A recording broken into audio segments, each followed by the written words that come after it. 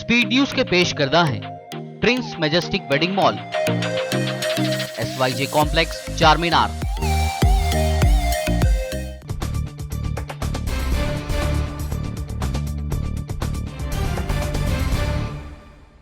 अस्सलाम वालेकुम, आदाब। मैं हूं खलील फरहात। आइए देखते हैं 3 सितंबर की स्पीड न्यूज़। अमेरिका की मुख्तलिफ रियासतों में तूफान और सैलाब ने मचाई तबाही। अब तक 48 अफराद की मौत की खबर। न्यूयॉर्क व दीगर रियासतों में इमरजेंसी डिक्लेयर। बाइडन ने कहा, मौजूदा मौसमी हालात हैं बड़ा चैलेंज। न्यूजीलैंड के शहर ऑकलैंड में चाकू से हमला करते हुए एक शख्स ने 6 शहरियों को किया जख्मी। पुलिस की फायरिंग में हमलावर हलाक। श्रीलंका के शहरी के तौर पर हुई हमलावर की शनाख्त, दाइश से था मुतासिर। नई तालिबान हुकूमत का हफ्ता 4 सितंबर को होगा ऐलान। खवातीन को हुकूमत में शामिल करने के फैसले पर होगी सबकी नज़र। तमाम जमातों की नुमाइंदगी वाली हुकूमत बनाने का इंटरनेशनल कम्युनिटी का है तालिबान पर दबाव। दाइश के खिलाफ तालिबान से हाथ मिला सकता है अमेरिका। अमेरिकन सेंट्रल कमांड के चीफ जनरल मार्क मिले ने कहा कि अफगानिस्तान में तालिबान के साथ मिलकर दाइश के खिलाफ की जा सकती है फिजाई कार्रवाइयाँ। इसराइल और गजा पट्टी की सरहद पर फ़लस्तीनियों और इजरायली डिफेंस फोर्सेस के दरमियान झड़पें जारी। इसराइली फायरिंग में 26 साला अहमद सालेह नामी फ़लस्तीनी नौजवान हुआ शहीद। कोरोना से हुई मौत पर मुआवजा देने के केस में मरकज की मोदी हुकूमत पर बरसा सुप्रीम कोर्ट। कहा, ऐसी देरी करते रहे तो थर्ड वेव भी खत्म हो जाएगी। सेंट्रल एजुकेशन मिनिस्ट्री का बड़ा दावा। कहा, मुल्क के 80% यानी 80% स्कूल टीचर्स और स्टाफ को लगाई जा चुकी है कोरोना वैक्सीन की कम से कम पहली डोज।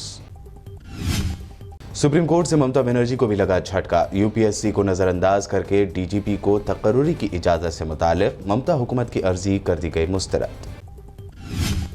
गाय को नेशनल एनिमल करार देने के बाद अब इलाहाबाद हाईकोर्ट ने गाय को लेकर दिया एक और रिमार्क। कहा, साइंसदान मानते हैं कि गाय ही एक ऐसा जानवर है जो ऑक्सीजन लेती भी है और छोड़ती भी है। दिल्ली फसादात को लेकर अदालत ने दिल्ली पुलिस को लगाई जबरदस्त फटकार। अपने तारीखी रिमार्क में अदालत ने कहा, तारीख में दिल्ली के भयानक फसादात में पुलिस की नाकामी जमहूरियत के मुहाफिजों को देगी तकलीफ। राहुल गांधी ने बढ़ती बेरोजगारी पर जाहिर की तशवीश। मोदी सरकार को कटहरे में किया खड़े। ट्वीट में कहा, रोजगार के लिए मोदी सरकार नुकसानदेह, जिनके पास नौकरी है उसे भी छीनने में लगी।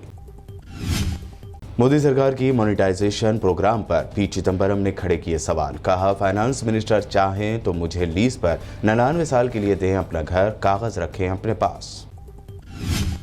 छत्तीसगढ़ में बीजेपी की खातून लीडर डी पुरंदेश्वरी ने दिया बेतुका बयान। बीजेपी कारकुनों से कहा, पीछे मुड़कर थूकोगे तो सीएम बघेल और उनका कैबिनेट बह जाएगा। हो रही है काफी मजम्मत।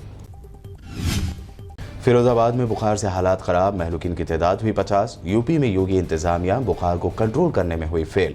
बीमार बच्चे के वालिद ने की जब मदद की अपील तो बीजेपी एमएलए ने उल्टा डांट दिया।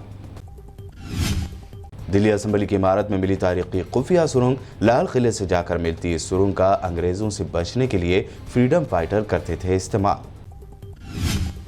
इंडियन रेलवे ने उठाया बड़ा कदम। नए एसी थर्ड इकोनॉमी क्लास को किया लॉन्च। थर्ड एसी से 8% कम होगा इसका टिकट। रीडिंग लाइट समेत मिलेंगी कई सर्विस। तेलंगाना भर में 1 सितंबर से स्कूल खोले जाने के तीसरे ही दिन आरमूर के एक सरकारी स्कूल का एक स्टूडेंट और अटेंडर पाए गए कोरोना पॉजिटिव। तेलंगाना के सीएम केसीआर अगले 2 दिनों तक राजधानी दिल्ली में ही करेंगे क़याम। पीएम मोदी मरकजी वजीर शेखावत से करेंगे मुलाकातें।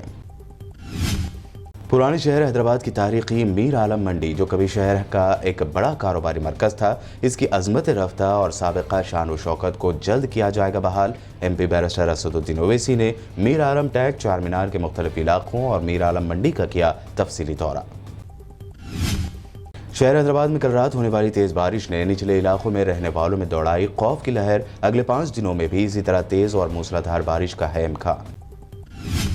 इंस्टाग्राम पर वुमेन कांस्टेबल प्रियंका मिश्रा का रिवॉल्वर वाला वीडियो बना मुसीबत। लोगों की तरफ से काफी ट्रोल किए जाने के बाद आखिरकार प्रियंका ने एसएसपी को भेज दिया अपना इस्तीफा। एक्ट्रेस चार्मी के बाद अब रकुल प्रीत सिंह आज सुबह हैदराबाद में ईडी के सामने हुई हाजिर। राणा डगभूति रवि तेजा को भी किया गया तलब। शमशाबाद एयरपोर्ट पर शारजा से आने वाले एक मुसाफिर के पास से चेकिंग के दौरान कस्टम्स ओहदेदारों ने जब्त किया 1 किलोग्राम सोना। मुलजिम को तहवील में लेते हुए तहकीकात कर दी शुरू। पंजागुट्टा पुलिस ने राजस्थान से ताल्लुक़ रखने वाले 2 चोरों को हिरासत में लेकर उनके कब्जे से 1 करोड़ रुपए के 2052 ग्राम सोने के जेवरात किए बरामद। डॉलर कमजोर होने से सोने की बढ़ी कीमत 47,547 रुपए फी 10 ग्राम हुआ सोना, तो चांदी हुई 63,610 रुपए फी किलो। ये थी आज की 25 अहम खबरें। हमारे चैनल को सब्सक्राइब, लाइक और शेयर जरूर करें। देखते रहिए BBN चैनल।